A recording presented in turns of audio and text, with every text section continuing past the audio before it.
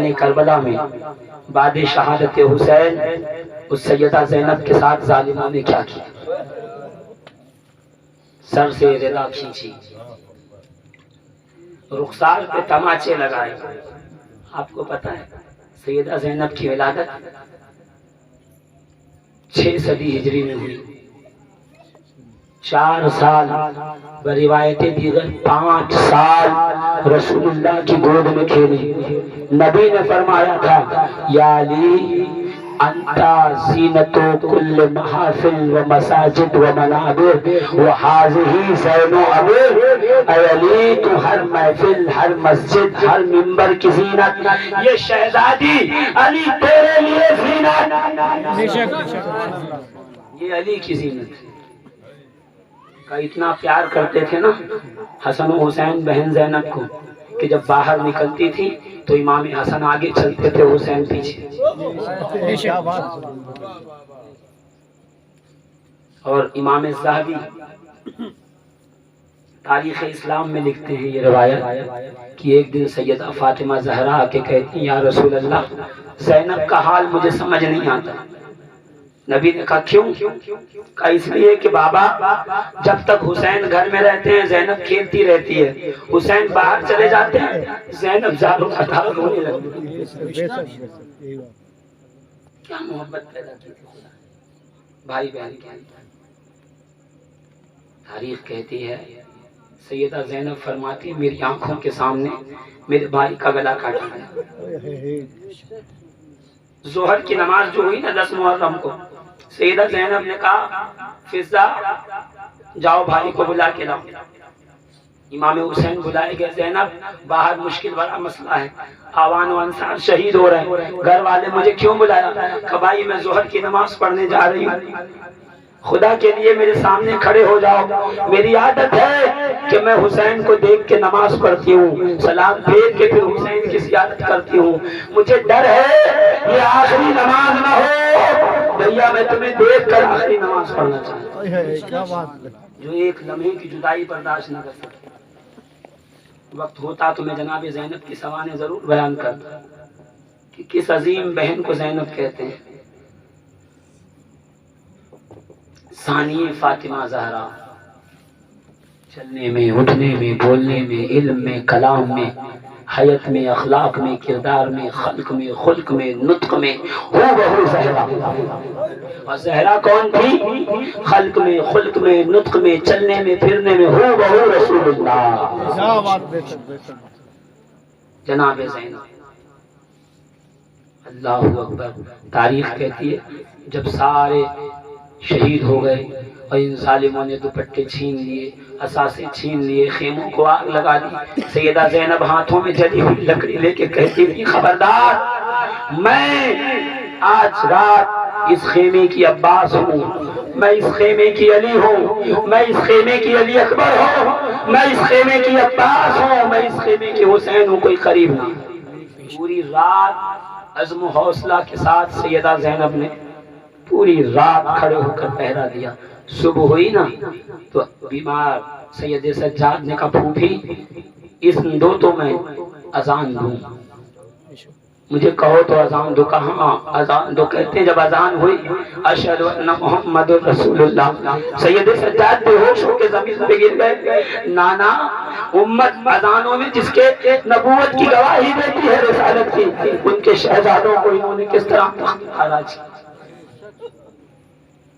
تاریخ کہتی ہے عزیزان محترم، معتبر تاریخ بیان کر رہا ہوں میں، کوڑ کباڑ اٹھا کے نہیں لایا، میری آنکھوں سے پڑی ہوئی تاریخ ہے۔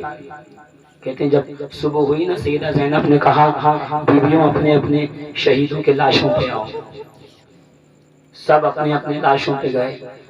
جناب ام لیلہ اپنے بیٹے علی اکبر کے لاشے پہ آئیں، جناب رباب اپنے بیٹے علی اصغر کے لاشے پہ آئیں، ام فروا جناب قاسم کے لاشے پہ آئیں، سب اپنے اپنے بیٹوں کے لاشوں پہ گئے۔ جناب زینب اون و محمد کے لاشے پہ نہیں گئی، اپنے بھائی حسین کے لاشے پہ گئی اور قدموں کو پکڑ کے کہتی ہیں کہ اے بھائی آج زینب یتیم ہو گئی، جب بابا دنیا سے گئے تھے تو آپ کے سائے نے مجھے یتیمی کا احساس نہ دلایا. کل رات سے صبح ایسے گزری ہے جیسے قیامت کا دن گزرتا.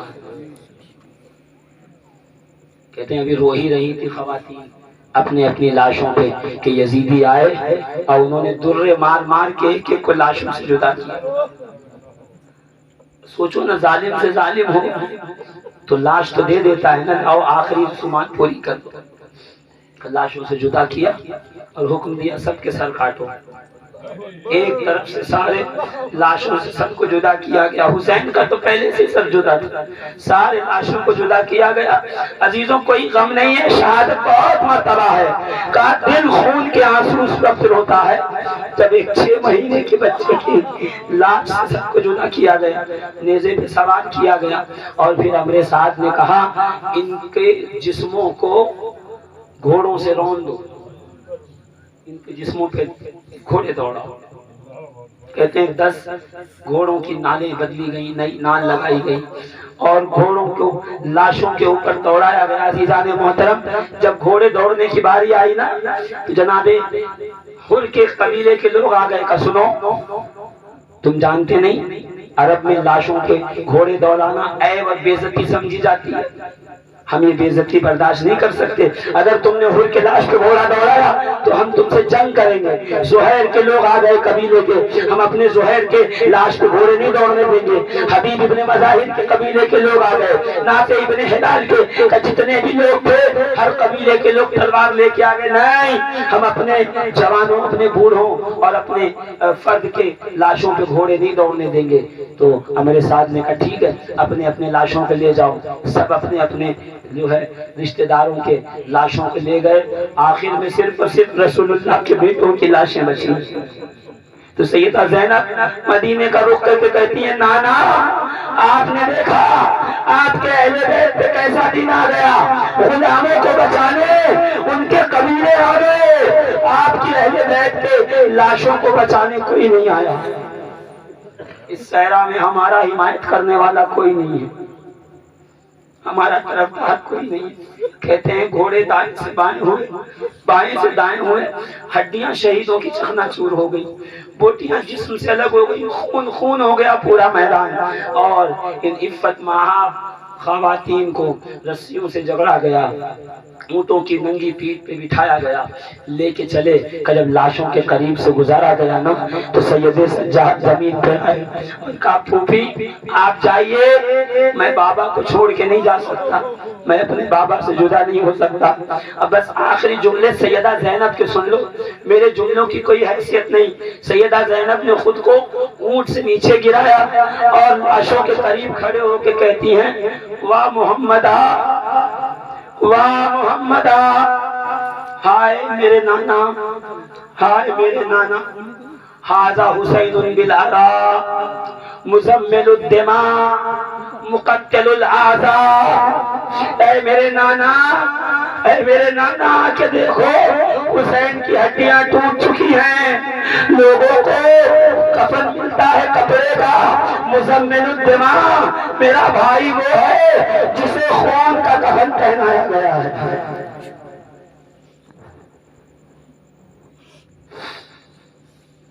مقتل الاعضاء، امام ابن کثیر نقل کر رہے ہیں، کہتے ہیں مقتل الاعضاء، نانا ہماری لاشوں کے جسموں کو توڑ دیا گیا، جسم کو الگ کر دیا گیا ہے، بوٹیاں زمین کربلا پہ بکھری پڑی ہیں. پھر کہتی ہیں واہ محمدہ، واہ محمدہ، یا نانا اے محمد عربی، اے محمد ذریت کو سبایا، آپ کی ذریت کو رسیوں میں جکڑ دیا گیا ہے.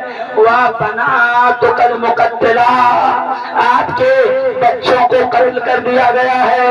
وَتَسْفِي عَلَيْهَا الرِّيَاحُ، مرنے کے بعد نانا آپ نے کہا تھا نا کہ آوارہ اگر کوئی لاش راستے میں پڑی ہو بغیر کسی اعزاء و اقربا کے تو اسے کفن دے دینا. مسلمانوں نانا آؤ کربلا، تسفی علیہ الریاح، کسی مسلمان نے حسین کو کفن نہیں دیا بلکہ کربلا کی مٹی نے حسین کے جسم پہ مٹی کا کفن ڈالا ہے. تصفی علیہ الریاح۔ عزیزان محترم، زینب سید سجاد کو سمجھا رہی ہیں، سید سجاد زینب کو سمجھا رہے ہیں۔ یہ قافلہ کوفہ کی طرف نکلا، کہتے ہیں کوفہ کی ایک منزل باقی تھی، قافلے کو رکایا گیا، زنجیر، ہتھکڑی، سخت دھوپ، راستے کی پیاس۔ کہتے ایک خاتون آئی، اس نے اپنا توشہ دان کھولا، روٹیاں نکال کر ایک ایک قیدی کی طرف بڑھانے لگی۔ سیدہ زینب نے دیکھا کون ہو تم؟ لوگ گالیوں کے سوا کچھ دیتے نہیں ہیں، لوگ ڈنڈوں سے پٹائی کرتے ہیں، ہم روتے ہیں تو ہمارے منہ پہ جو ہے کچوکے لگائے جاتے ہیں، سکینہ کو مارا جاتا۔ تم کون ہو جو روٹیاں دینے آ رہی ہو؟ کون ہو جو ہم پر اتنا کرم اور رحم کر رہی ہو؟ تو کہتی ہے بی بی میں فاطمہ زہرا کی کنیز تھی، میں مدینے میں رہتی تھی، میری بیوی کا نکاح ہوا، میرا شوہر کوفہ آنے والا تھا، میں نے بیوی سے جب اجازت مانگی تو بیوی نے کہا جا تو رہی ہو، ایک بات کا خیال رکھنا، جب بھی تمہارے علاقے سے کچھ قیدی گزرے، کچھ ایسے بھوکے پیاسے لوگ گزرے تو انہیں روٹیاں ضرور کھلانا۔ تو بیوی میں تم کو دیکھ کے نہیں آئی، میں اپنی سیدہ کے وصیت پہ عمل کرتے ہوئے یہاں آئی ہوں۔ کہا اچھا بتا اور کیا کہا؟ تب مجھے یاد نہیں، بس اتنا یاد ہے جب وہ کہتی جاتی تھی تو ان کی گود میں ایک چھوٹی سی بچی تھی جو 6 یا 7 ماہ کی تھی، بڑی خوبصورت و حسین، میں نے اس کا زیارت و دیدار کیا ہے۔ بس جناب زینب نے چہرے سے بالوں کو ہٹا کے کہا مائی دیکھ لے میں وہی زینب ہوں، میں فاطمہ زہرا کی لاڈلی ہوں۔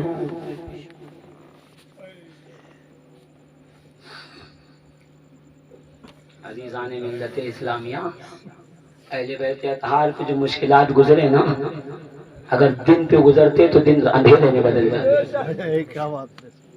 اس حالت میں بھی شریعت کا خیال رکھ، نمازوں کا خیال رکھ، پردے کا خیال رکھ۔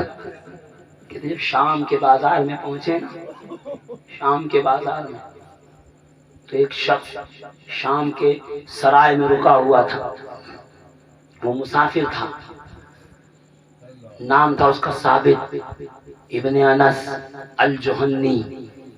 جب اس نے شور سنا، باہر آیا، کون ہے؟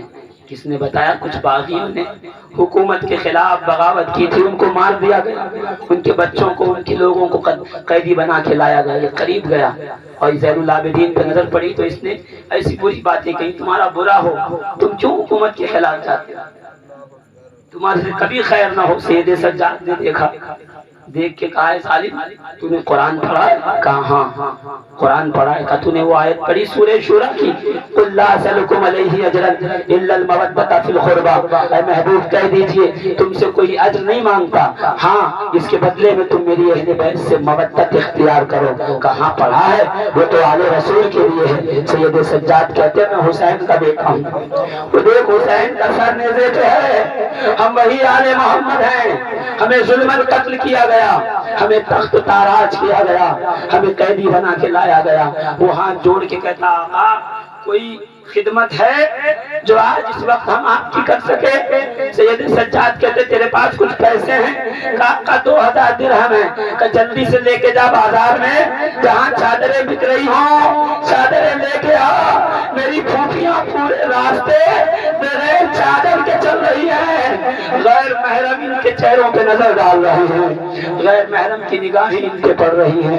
کہ وہ دوڑا ہوا گیا بازار سے چادر لے کے آیا اور جناب زینب کی طرف چادر بڑھائی تھی کہ شمر لعین نے نیزے کی نوک سے چادر کو کھینچا کہ خبردار جب تک ہمارا امیر حکم نہیں دیتا ہم انہیں چادر نہیں دے سکتے، ہم انہیں پردہ نہیں مہیا کر سکتے۔ کہ جیسے سنا نا سید سجاد نے کہا سنو ثابت ایک کام کرو، اب کتنے پیسے ہیں؟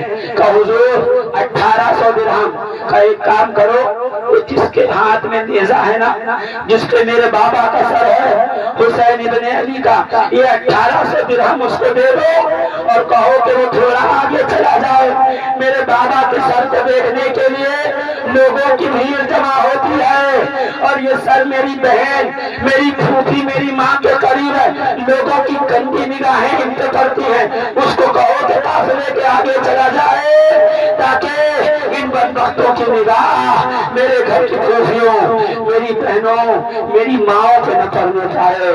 تاریخ کہتی ہے 1800 درہم دیا، وہ لعین آگے بڑھا، سید سجاد نے بیڑیوں میں سجدہ شکر ادا کر کے کہا پروردگار تیرا شکر ہے کہ تو نے شام کے بازار میں ہمارے گھر کی خواتین کو بے پردگی سے بچا لیا۔ پروردگار عالم ہمیں محبین اہل بیت میں سے بنائے، ظالموں سے محفوظ رکھے، جابروں سے محفوظ رکھے، قاتلین حسین کو کیفر کردار تک پہنچائے۔ یا رب العالمین امام حسین کے صدقے میں ہم سب کی بگڑی بنا، دنیا اور آخرت میں سرخرو فرما، آمین بجاہ النبی کریم۔